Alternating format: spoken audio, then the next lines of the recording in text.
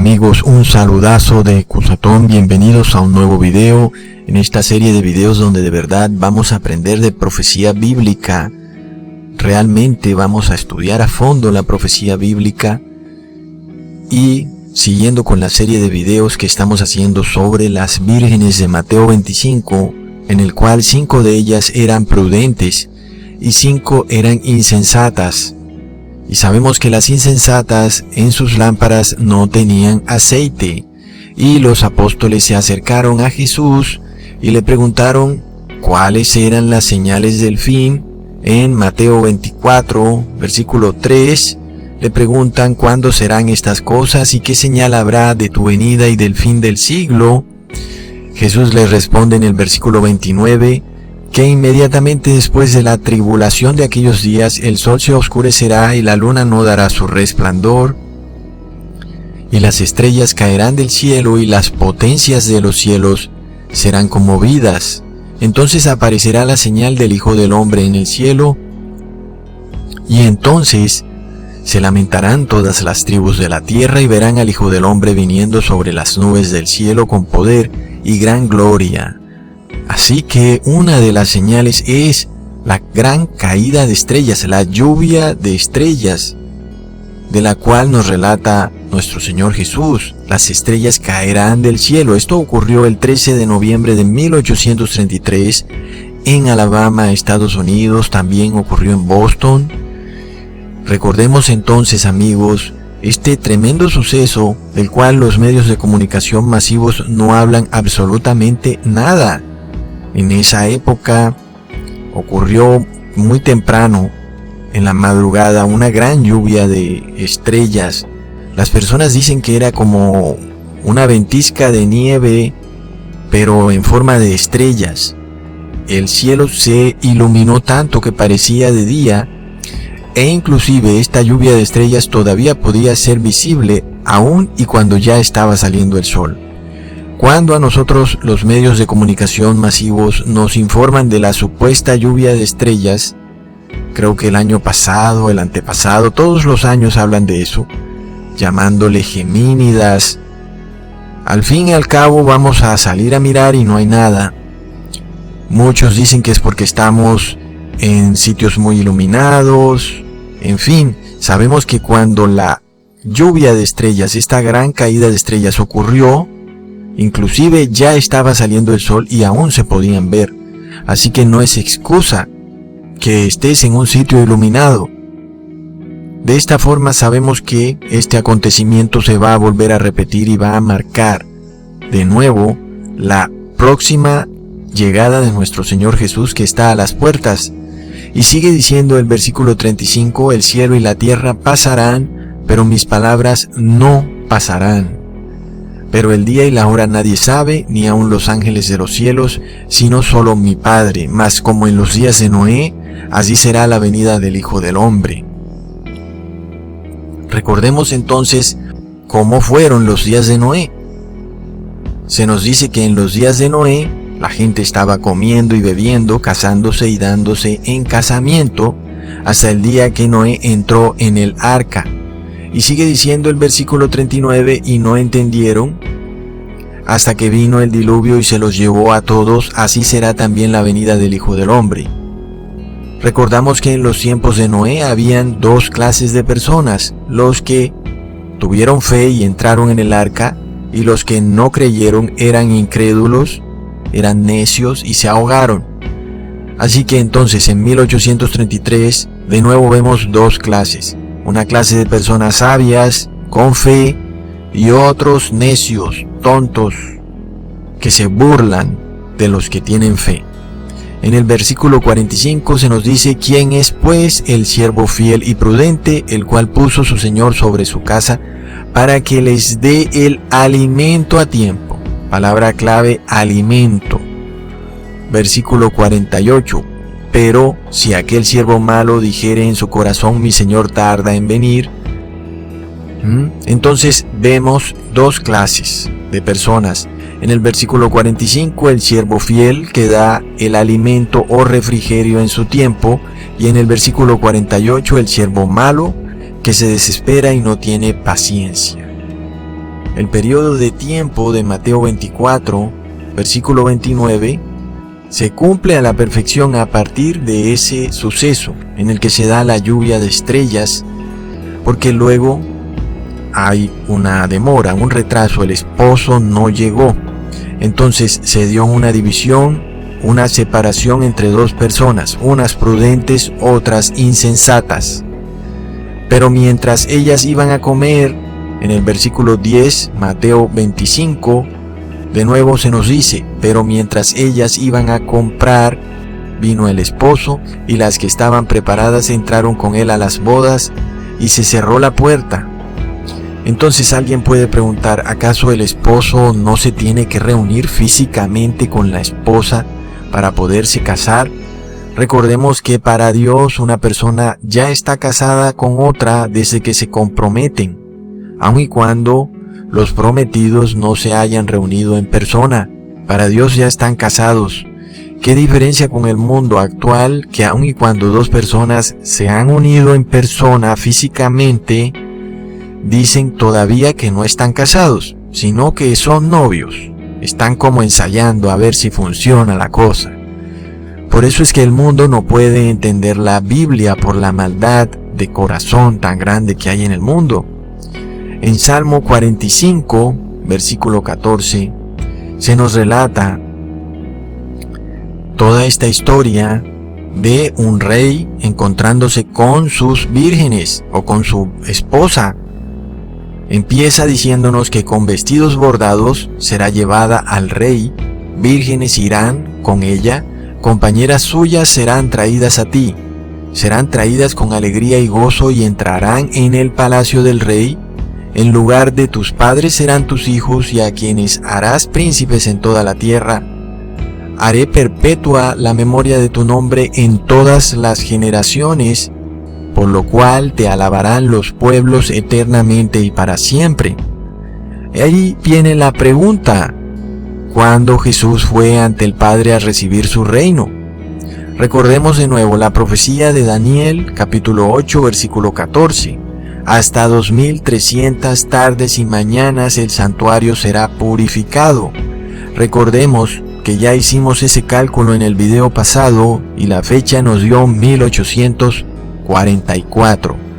Así que sabemos que cuando se da la caída de la lluvia de estrellas, la caída de las estrellas, esto ocurrió en 1833 y luego en 1844 empieza la limpieza del santuario tal como se explica en el capítulo 8 de Daniel. Luego miramos en el capítulo 7, estuve mirando hasta que fueron puestos tronos y se sentó un anciano de días cuyo vestido era blanco como la nieve y el pelo de su cabeza como lana limpia, su trono llama de fuego y las ruedas del mismo fuego ardiente. El anciano de días, por supuesto, es Dios Padre. Y sigue diciendo el versículo 10, un río de fuego procedía y salía de delante de él, y millares de millares le servían, y millones de millones asistían delante de él. Y el juez se sentó, y los libros fueron abiertos. El juez, por supuesto, es Jesús, y los libros son cada palabra y cada obra que has hecho en tu vida, los cuales están escritos en esos libros. Aquí vemos que todo lo que has dicho y hecho será puesto en tela de juicio, será juzgado.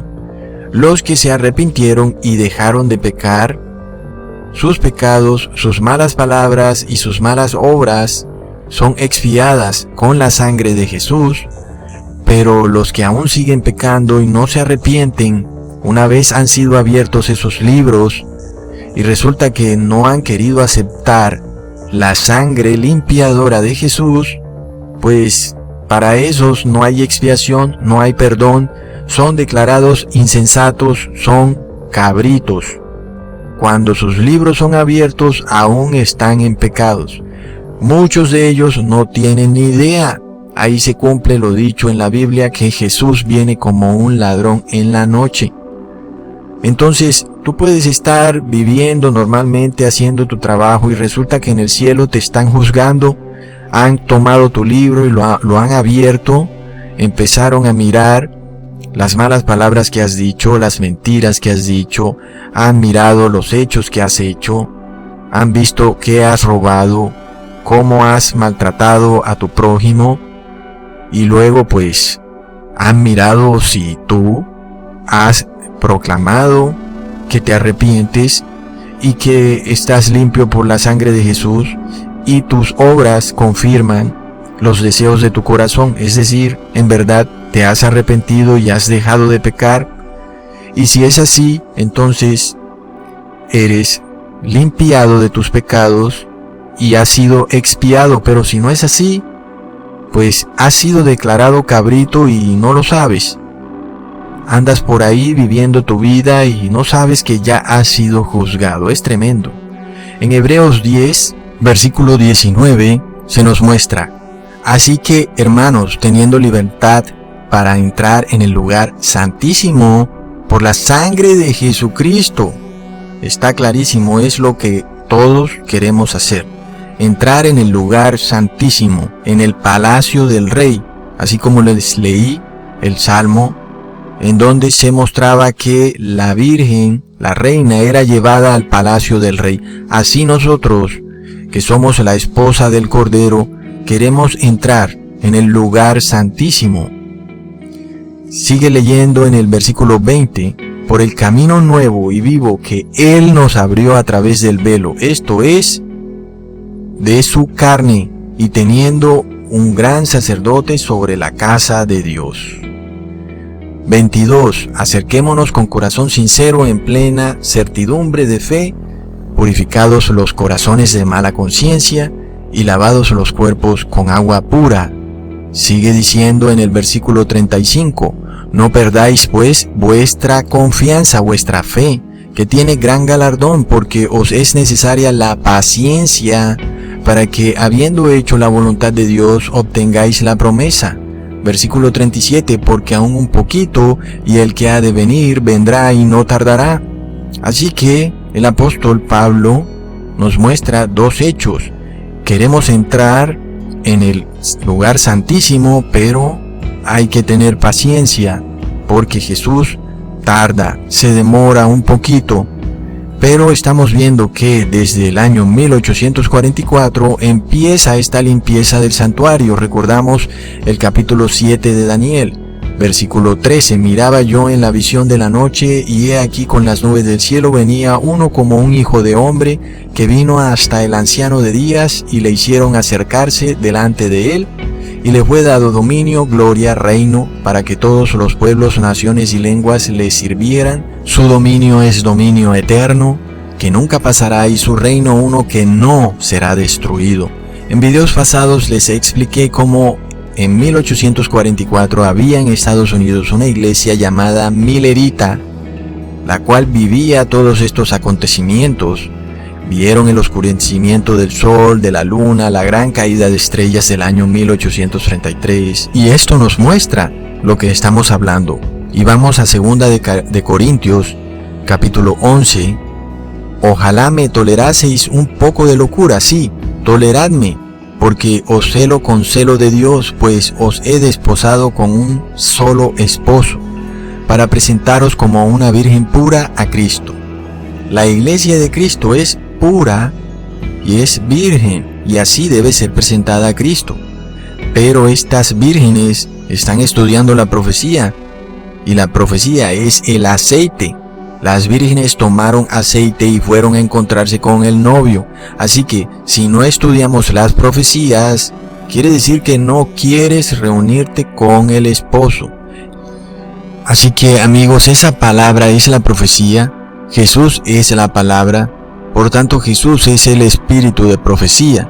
Luego vemos en Jueces capítulo 7, versículo 16, un evento que ocurre con Gedeón en una batalla contra los madianitas, y dice, repartiendo los 300 hombres en 3 escuadrones, dio a todos ellos trompetas en sus manos y cántaros vacíos con lámparas ardiendo dentro de los cántaros. Y les dijo, miradme a mí y haced como hago yo, y he aquí que cuando yo llegue al extremo del campamento, haréis vosotros como hago yo, yo tocaré la trompeta y todos los que estarán conmigo, y vosotros tocaréis entonces las trompetas alrededor de todo el campamento y diréis, por Jehová y por Gedeón. Así que los hombres de Gedeón tenían lámparas con aceite y tenían trompetas. ¿Y dónde vemos las trompetas también? En el Apocalipsis. Y de nuevo vamos a la iglesia milerita, la cual estudiaba el Apocalipsis y hace una predicción muy impresionante acerca de el día exacto en que sonaría o llegaría al final la sexta trompeta. Recordemos que la quinta trompeta empieza en el año 622, cuando el líder religioso Mahoma entra a Medina y funda la religión islámica, cumpliendo Apocalipsis capítulo 9, que dice: el quinto ángel tocó la trompeta y vi una estrella que cayó del cielo a la tierra y se le dio la llave del pozo del abismo. Así que este ángel que cae del cielo a la tierra, esta estrella que cayó del cielo, es un ser viviente, porque se le da una llave, la llave del pozo del abismo. Este ángel es un mensajero, un líder religioso, es Mahoma, el, entre comillas, profeta del Islam, el cual crea la religión del Islam, la funda cuando entra a la ciudad de Medina. Luego, en julio 27 de 1299, el rey otomán invade a Grecia y se proclama rey sobre ellos, lo que nos lleva a Apocalipsis capítulo 9 versículo 11, donde se dice: y tienen por rey sobre ellos al ángel del abismo, cuyo nombre en hebreo es Abadón y en griego Apolión. Así que este ángel del abismo se refiere al Islam, no se refiere exactamente al rey otomán, sino que el rey otomán tenía una unión de iglesia y estado, era a la vez el rey del imperio, pero al mismo tiempo era el sacerdote islámico, y proclamaba a donde quiera que él invadiera la religión islámica, convirtiéndose entonces de nuevo en este ángel del abismo, el cual ahora tienen rey sobre ellos. Entonces, amigos, vemos también en el mismo capítulo de Apocalipsis 9, en el versículo 5, les fue dado no que los matasen, sino que los atormentasen 5 meses, y su tormento era como tormento de escorpión cuando hiere al hombre. Y 5 meses son 150 días bíblicos, y un día en la Biblia equivale a un año. Por tanto, si sumamos 1299, que es cuando este emperador otomán conquista la parte oriental del Imperio Romano, si le sumamos 1299 a 150, nos lleva al año 1449, cuando el emperador griego John Paleologus finalmente muere, y resulta que su sucesor le pide un permiso al sultán de Turquía del Imperio Otomano para ocupar el trono de Grecia, confirmándose por tanto que el imperio griego finalmente había sucumbido ante el Imperio Otomano, cumpliéndose la profecía perfectamente. Luego, en el versículo 15 del mismo capítulo 9 de Apocalipsis se nos dice: fueron desatados los 4 ángeles que estaban preparados para la hora, día, mes y año, a fin de matar a la tercera parte de los hombres. Miramos que un año tiene 360 días, un mes tiene 30 días y un día tiene un día, por supuesto. Si sumamos 360 más 30 más 1, nos da 391, y si le sumamos al año 1449, año en que el emperador griego muere y su sucesor acepta o le transfiere su gran poder y autoridad al imperio turco o otomano, si le sumamos a partir de ese año los 391 años que nos dio el cálculo de la hora, el día, el mes y el año, eso nos lleva a la fecha de 1840. Y justo en ese año el Imperio Otomano colapsa y le pide ayuda al Imperio Romano Occidental para defenderse del sultán de Egipto, quien había declarado la independencia de Egipto, de Arabia y de Siria del Imperio Otomano.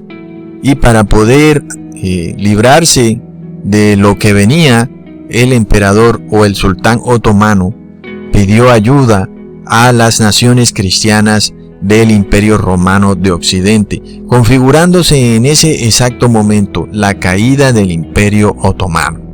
Por tanto, vemos que en aquella época habían unas vírgenes sabias, tenían un aceite, sabían cuándo estaban sonando las trompetas, podían predecir exactamente la fecha de las trompetas, porque el aceite en las lámparas está ligado a las trompetas, tal y como vimos en el estudio de Jueces capítulo 17, cuando Gedeón batalla contra los madianitas. Así que en 1840 fue el fin de la sexta trompeta, y ahora por tanto estamos en la séptima trompeta, la cual tendrá que ver de nuevo con el resurgimiento del Islam, el cual de nuevo miraremos que será a través del Imperio Otomano. Está por verse si Turquía de un momento a otro se levanta de su letargo, siendo un país que es en sí grande,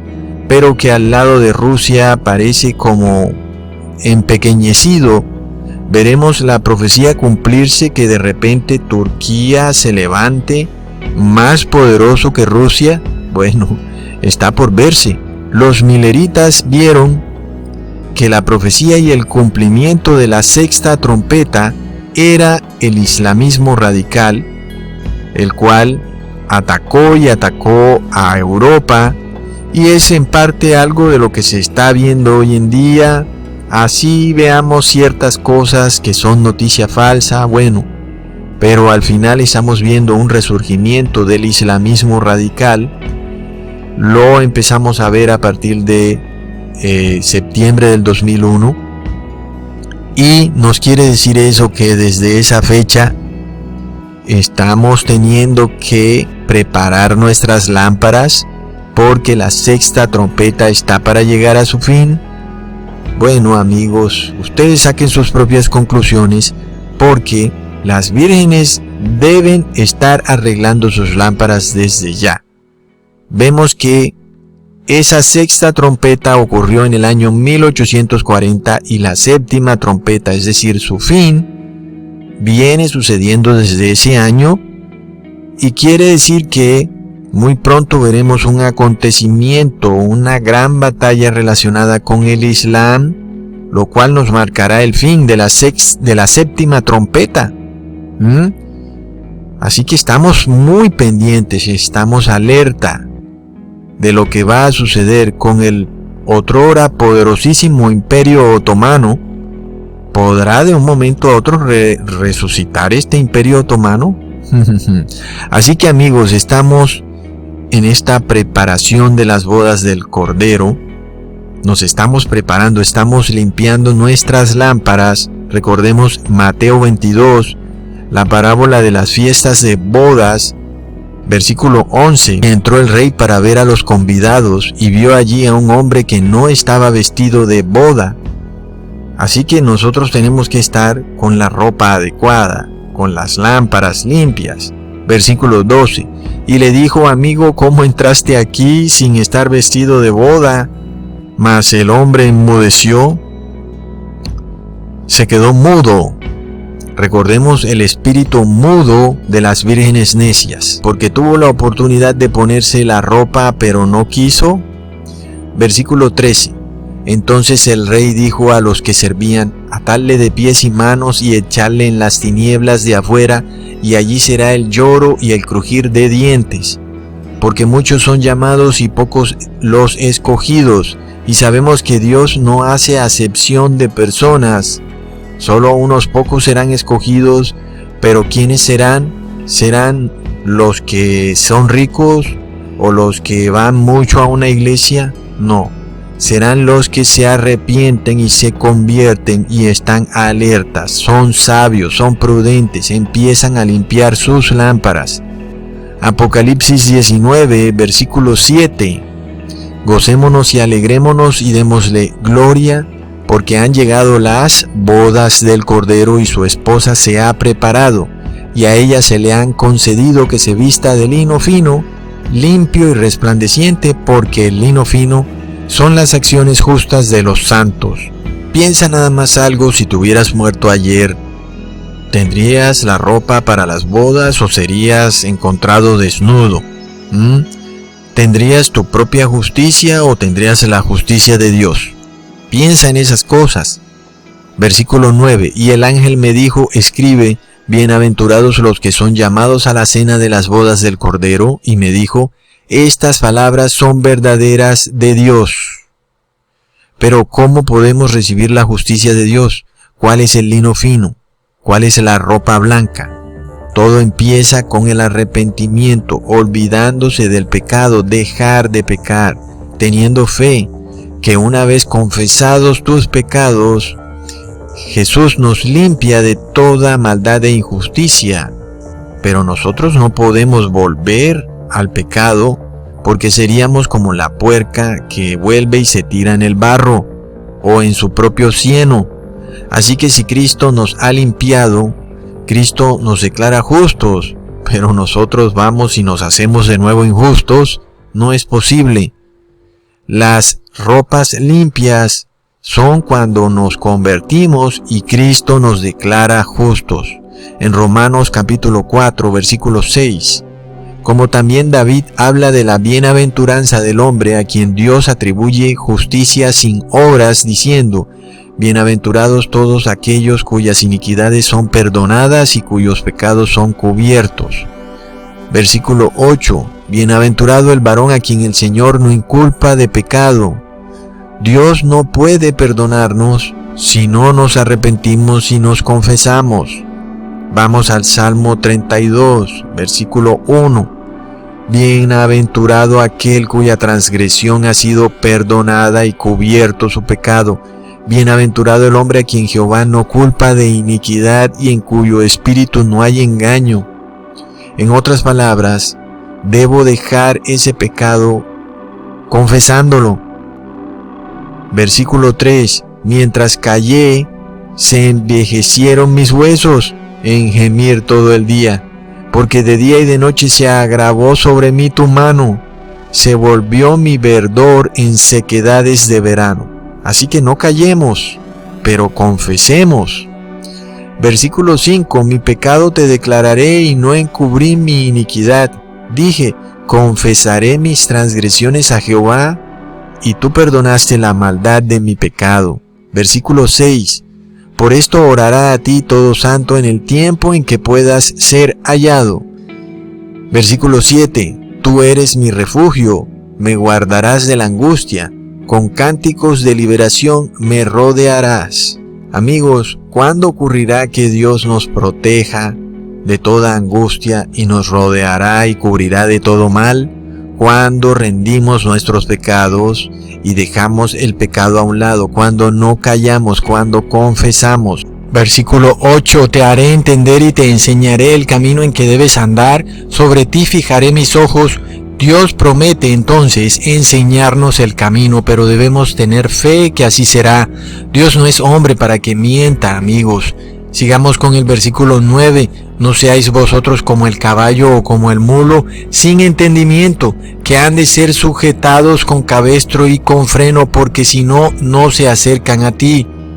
Así que no seamos cabezaduras, arrepintámonos de nuestros pecados, démosle nuestro corazón a Jesús, digámosle no al pecado. Miremos Zacarías capítulo 4, versículo 2.